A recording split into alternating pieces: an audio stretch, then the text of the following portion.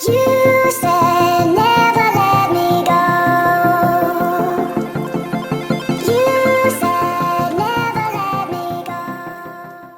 Every one. ഇന്ന് നമ്മൾ എൻ്റെ ഒരു സാറ്റർഡേ എങ്ങനെയാണ് പോകുന്നതെന്ന് ഞാൻ കാണിച്ചു തരാം. ഇന്ന് സാറ്റർഡേ മെയിൻ ആയിട്ട് എനിക്ക് വർക്ക് ഉണ്ട്. അത് കഴിഞ്ഞിട്ട് ബസ്സിൽ തിരിച്ചു പോയി വീട്ടിലെത്തുമ്പോൾ എത്ര മണിയാവും, ഏകദേശം അതിന് മുന്നേ കുറച്ച് പരിപാടികളുണ്ട്.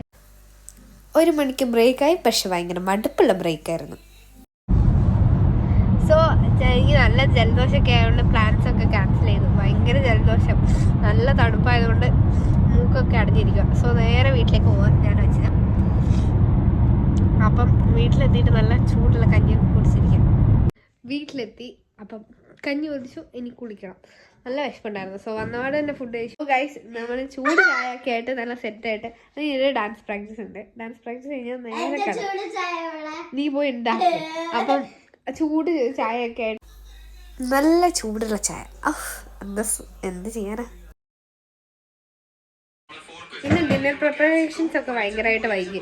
അപ്പം ഇന്ന് നമ്മളെ രാത്രിത്തെ ഡിഷ് എന്താ പറയുക, ചിക്കൻ മന്തി. സോ എന്താ പറയുക, ചിക്കൻ മന്തി ഇപ്പം ഉണ്ടാക്കാൻ നമ്മളെല്ലാം സെറ്റാക്കി. ചിക്കനൊക്കെ നേരത്തെ മുറിച്ച് വെച്ചിരിക്കുക. ഇനി മസാലയൊക്കെ പരത്താൻ പോകും. സോ ഇതിൻ്റെ കൂടെ ഒരു ടേബിൾ സ്പൂൺ കുരുമുളക് പൊടിയും കൂടി ഇടാം. നമ്മൾ എരിവ് ഇഷ്ടമുള്ളവരെ അനുസരിച്ച് ചേർത്താൽ മതി.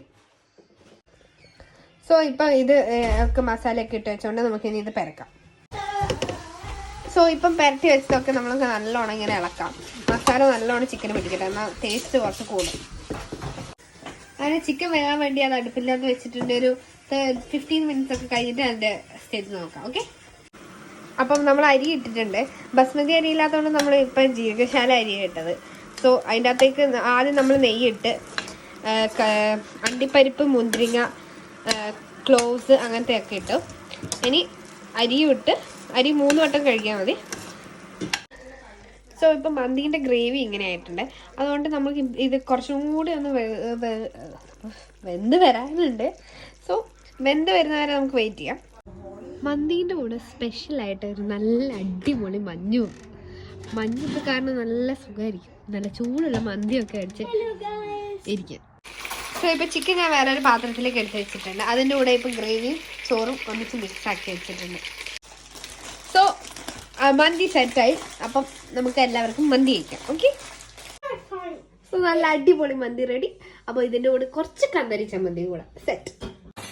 അപ്പം മന്തി കഴിച്ച് ഇനി അടുത്ത വീഡിയോ കാണാം.